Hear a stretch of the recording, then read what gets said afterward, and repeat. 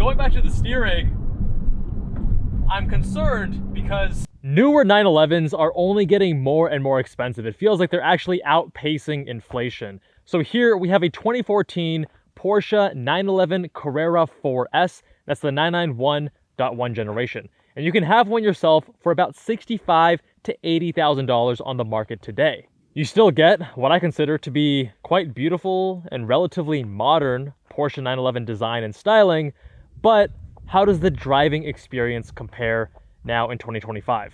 We're powered by a 3.8 liter naturally aspirated, that's right, no turbo in this one, flat six, making 400 horsepower, 325 pound-feet of torque. The car weighs in right around 3,200 pounds. We have strut front, multi-link suspension in the rear. And in terms of options, we have this beautiful platinum silver paint, sport exhaust, sport chrono, PASM sport suspension, which is a little bit stiffer than regular PASM and also lowers the ride height by 10 millimeters, sport seats plus, and no sunroof. Now, in terms of mods, as always, the full mod list is down in the description. We have RSS adjustable lower front control arms to get a little bit more negative camber, DSC sport controller, numeric pedals, numeric shifter, although not numeric cables, center third radiator, and wheel spacers. So it's actually 5 millimeters all around straight from factory, but the prior owner increased the spacers in just the rear. And one thing you gotta love about the 4S are these wider rear hips straight from the GT3. It makes the car feel a little bit more aggressive, have that added road presence. I think it looks great. Interior, the 991.1 does feel just a little bit aged and a little bit dated, particularly with the steering wheel, since the other components are more or less consistent with even the 991.2. The steering wheel itself definitely feels like it's more than 10 years old. 7-speed manual transmission. We'll get that sport exhaust engaged. And we're gonna have sport mode, which helps with the throttle response.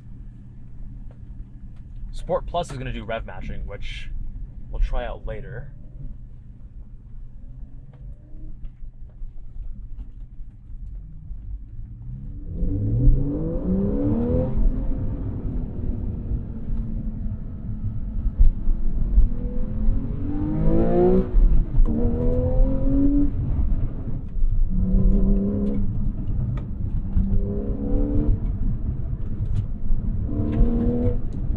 Love the naturally aspirated howl of the Porsche Flat 6.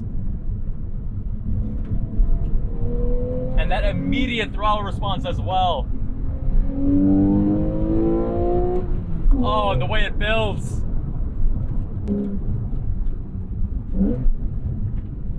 Beautiful inputs as always with modern Porsches. Easy to heel toe with no learning curve. You know, this is the first time they went to E-Pass. The 997 before had hydraulic power steering.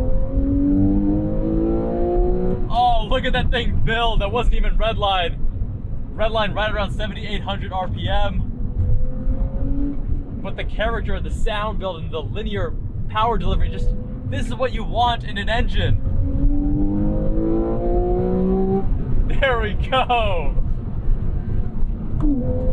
Now, going back to the steering, I'm concerned because it's all-wheel drive, Carrera 4S, sending power to the front as well as the rear, and that oftentimes corrupts steering. And then this is, again, the first generation of their E-Pass.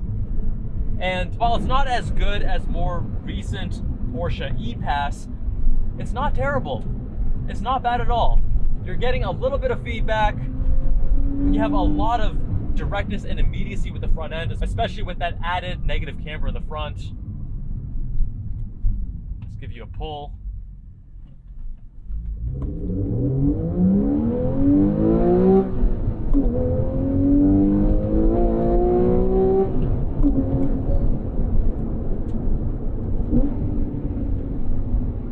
Love how natural the brakes and throttle response are. Let's go to Sport Plus to see how auto rev matches.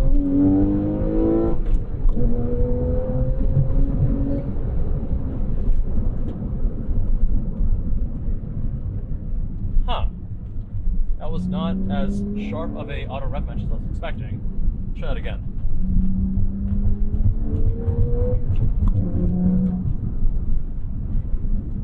Huh, okay. Not rev matching, I'm not sure why. Anyways, we're just gonna rev match our own. PASM now engaged. Ooh, what was that? A little grind going into the third. Now this numeric shifter is higher effort than the OEM, which I actually enjoyed the additional effort. A little more crispness between gates.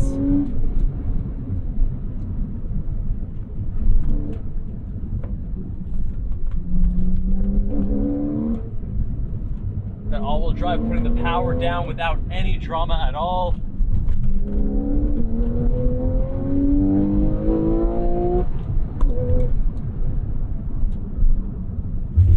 And while the shifter, it feels good, it doesn't have quite the level of crispness as 992 and even more recent 991.2 911s.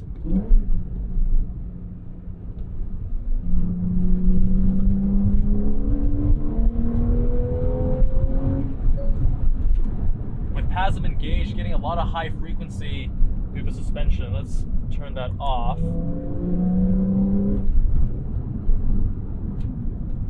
The suspension is one other component of the driving experience that definitely feels its age. It's still good, don't get me wrong, but when you compare it to the PASM of more recent generation Porsches, you can feel that this doesn't quite have the same level of sophistication.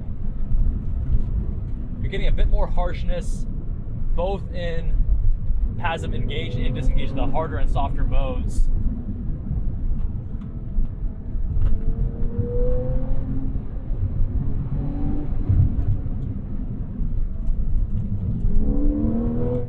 And with the 4S, you are also losing out on a little bit of playfulness. The 911 already is such a good, well-rounded driving experience, and it can sometimes be a little bit drama-free. When you add the all-wheel drive to it, you're now getting even less drama, less rotation on corner exit with throttle input, a little bit more weight with the all-wheel drive system. Definitely a trade-off.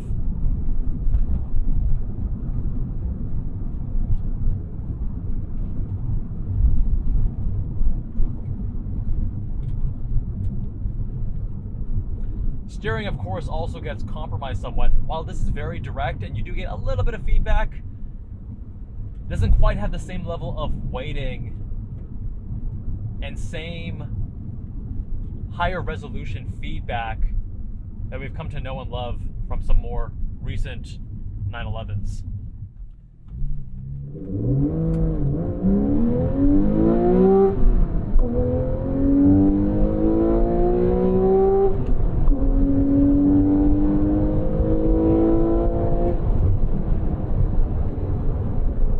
Love the brakes though.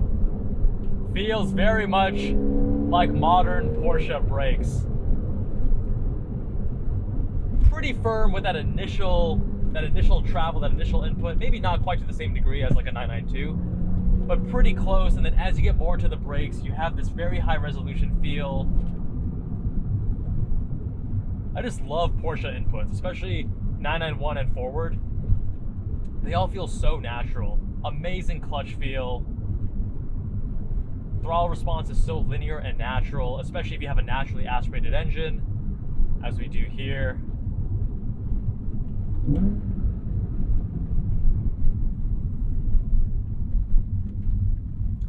The heavier weight to the shifting actually improves the feel versus stock.